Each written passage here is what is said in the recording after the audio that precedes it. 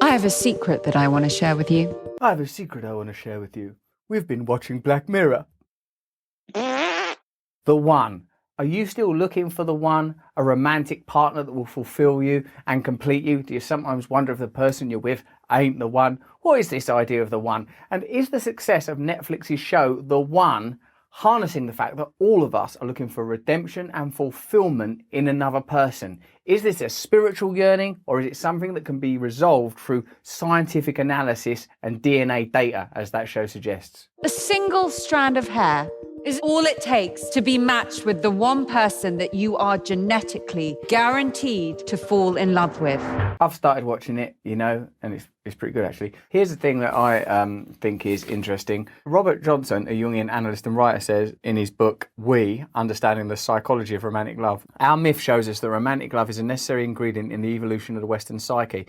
We will achieve wholeness and we will move on to the next step in our evolution of consciousness only when we learn to live consciously with romantic love. That's an interesting idea, because what I feel is happening is that since we have abstracted a connection to divinity from our ordinary cultural life, a process that probably began with agriculture and then more latterly monotheism, where we stopped looking for divinity in the land, stopped accepting that we were beholden to nature, that we were part of nature, but that we were masters of it. And then with religion, when we accepted sort of hierarchical relationships with a sort of a divine other. From that point on, this missing yearning, this unfulfilled wanting became projected onto other people, as if some other person can complete you, as if some other person's going to play the counterpoint to your emptiness. Certainly, I'm speaking from my personal experience in my life. I always felt I'm a heterosexual person. I always thought some woman would make me feel complete. And I think that meant that I placed undue stress and burdens on romantic love. Now, as an older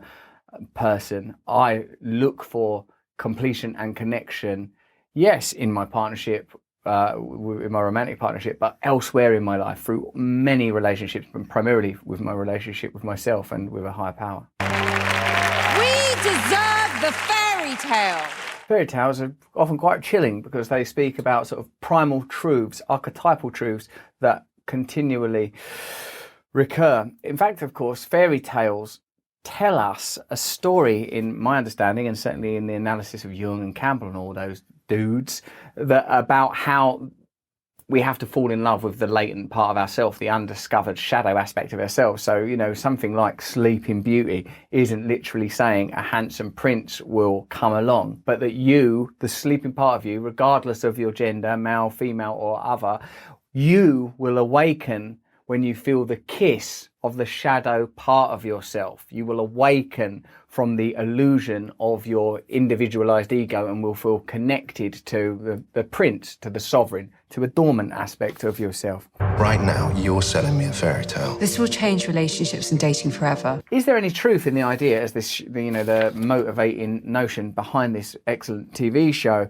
that DNA could be used in real life dating? Well, Instant Chemistry is an online dating site that uses DNA to determine your compatibility with your partner. I just wonder, would that exist? Would you trust that? The relationship kit costs 259 quid. All you do is take a swab and send it off for testing. True love surely awaits. When it comes to finding the right girl, Nicholas Trott is tired of monkeying around. He doesn't look tired of monkeying around. It looks like his monkeying around's only just begun. I've never seen more simian behaviour from a fella. Tried online dating. I've tried, bar scene. I've tried many different ways of meeting somebody. I like that he's called Nicholas Trott and he's looking for love and he's hanging around. He's like someone from Charles Dickens, isn't he? I'm Nicholas Trott and I'm monkeying around looking for love in the bar scene. The bar scene? He's been looking for love for 3 years and he's open to anything. I'm looking for love and I'm open for anything. You sure you don't want to put some boundaries around that, mate? We live in a pretty crazy, freaky, dangerous world. But this Mississauga matchmaker isn't interested in whether he likes long walks on the beach or candlelight dinners. She wants his spit. And who are we to judge? This is the swab right here. Okay.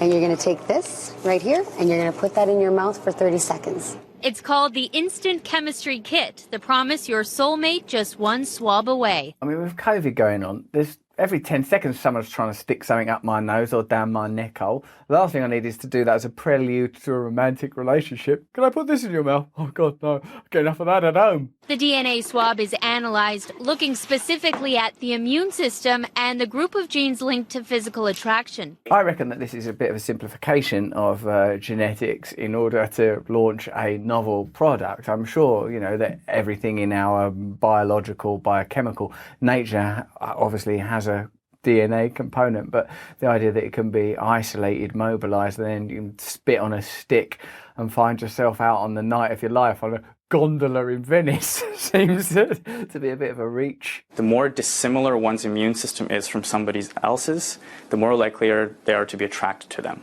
In other words, opposites attract. What, like Paula Abdul and that cartoon cat? I'm Paula Abdul, I'm a cartoon cat. We stick together because opposites attract.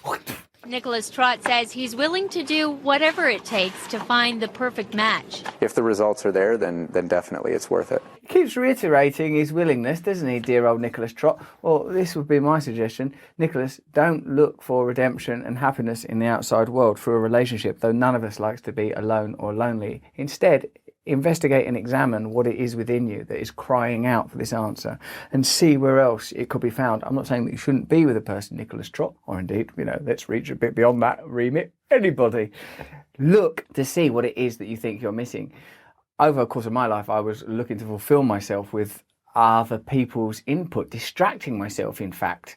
Now that I've, to a degree, dealt with some of this emptiness and loneliness through practices, spiritual practices, prayer, meditation, service of others, redemption and restitution for wrongs done, I'm now in a position to be in loving relationships where I don't see my partner as sort of responsible for my emotional state, but rather as a sort of someone I'm on a journey with in life. Now, of course, I lapse into that old thinking all the time because you've got a culture bombarding you with the idea that other people can make you feel better, but that's no more true than like wine or drugs or beer or booze of any kind can do anything more than distract you. I'm not saying it's not fun to drink or take drugs sometimes, but I am saying that it's not really a solution to the problems that we face in life. Making that perfect match has always been an inexact science, until now. With the use of DNA technology, the science of dating has become a whole lot less inexact. The materialism, isn't it? It's like that every single thing in your life can be sort of tracked and traced and analysed and controlled. This is a popular idea that I think lends credence to the power that big tech is already exerting over every area of your life. Let us control it. Let me control your romance. I mean, this sort of thing, although at this point it's sort of nominal and notional and volitional, is a sort of, I would say, a slippery slope. Not like that, you pervert. I mean, because what you're doing is you're saying, well, I mean, arranged marriages exist culturally anyway, but the idea that you can sort of select people like that you can create this kind of friction-free world. Haven't you, over the course of your life, fallen in love with people and think, oh, I'm in love with that person for? We don't even have anything in common. It's mental. It's just weird, isn't it? It's weird. I think it goes beyond genetic data, beyond psychological data, and probably there is an intelligence that could understand what's actually happening, the myriad variables, social, cultural. The fact is I'm probably going to be with someone that's in my geographical area that's roughly my age and all of those kind of things. But like Harold and Maude explored, well, why couldn't you as a 20-year-old fall in love with someone that's 80? Why couldn't you? If there is this, and if there's all this kind of subliminal or like genetic attraction or spiritual attraction, that's possible. I feel that in a sense there's a place for tech, there's a place for science, exploration of the material, understanding of the material world, application of rational understanding of clear and concrete findings. But there is also, any of you that are alive and have had experiences of love know, great mysteries that can't be understood or resolved. But a good place to start is by understanding yourself, being willing to cut out for a moment the noise of everyday life, the molecular racket that surrounds you continually. Go within, discover who you are, and then see what kind of relationships are formed on that basis. If you make that decision while still in the sort of chaotic jungle of cultural influence, you'll likely make decisions that are balmy, whether or not you've spat in a tube. A company called Gene Partner says they've isolated the compatibility gene. They say the genetic rules of attraction make us predisposed to choose a mate with a matching genetic code, so our offspring will prosper.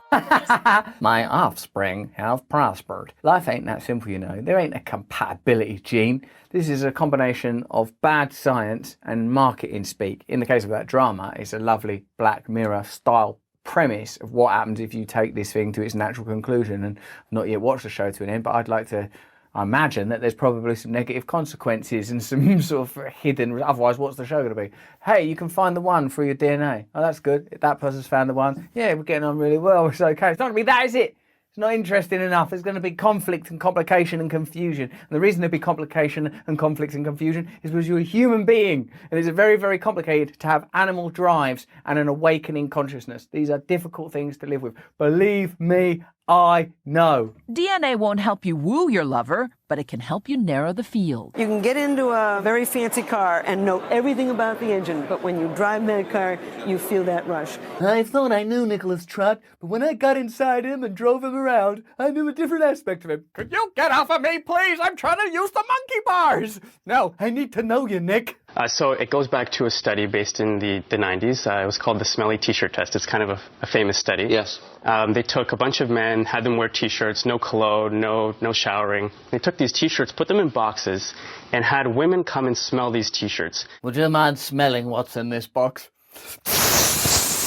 And this is in addition to the traditional, you know, I like long walks on the beach on a dating site that you would normally see. Those things are very superficial. Very superficial. A walk on a beach, reading the poetry perhaps of William Wordsworth, sitting, reflecting, talking about each other's families and shared dreams.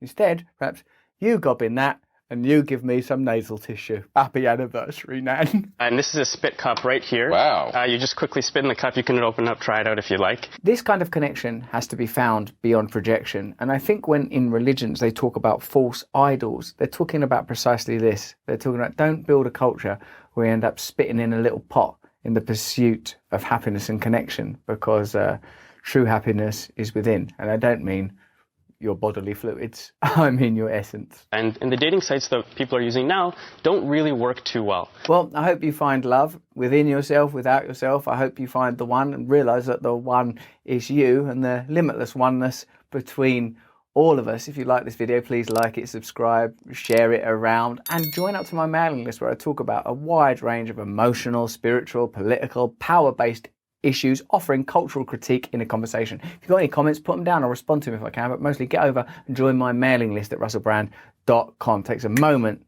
and you get weekly videos and all sorts of weird and interesting opportunities. Thanks.